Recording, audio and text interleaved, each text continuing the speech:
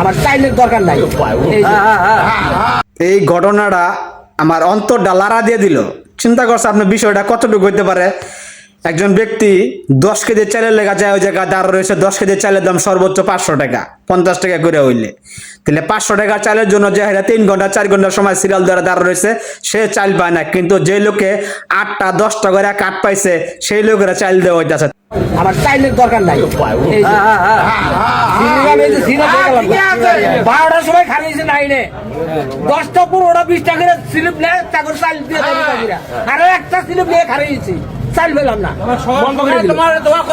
হ্যাঁ, চাইলের দরকার নাই আমার। কালকে দিব আবার কামলার ময়না দেন লাগবো, আবার কামলার ময়না দেন লাগবো। 12টা থেকে খারিয়েছিল চাল নিবে দিকে দেরি হওয়ার কারণ কি মনে করতেছেন? ওটা থেকে আছে মাংটা আই নাই কে না বলে দেরি হওয়ার কারণ কি মনে হইতেছে আপনার? দেরি হওয়ার কারণ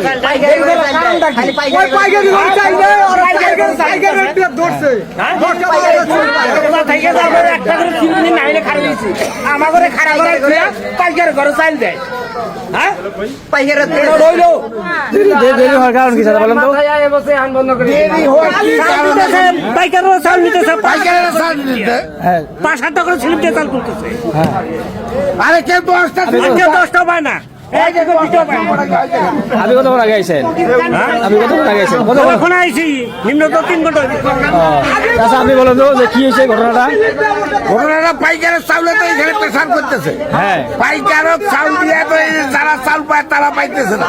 আমাদের তো 1 খান করে স্লিপ, আর ওদের 10-12 খান করে স্লিপ।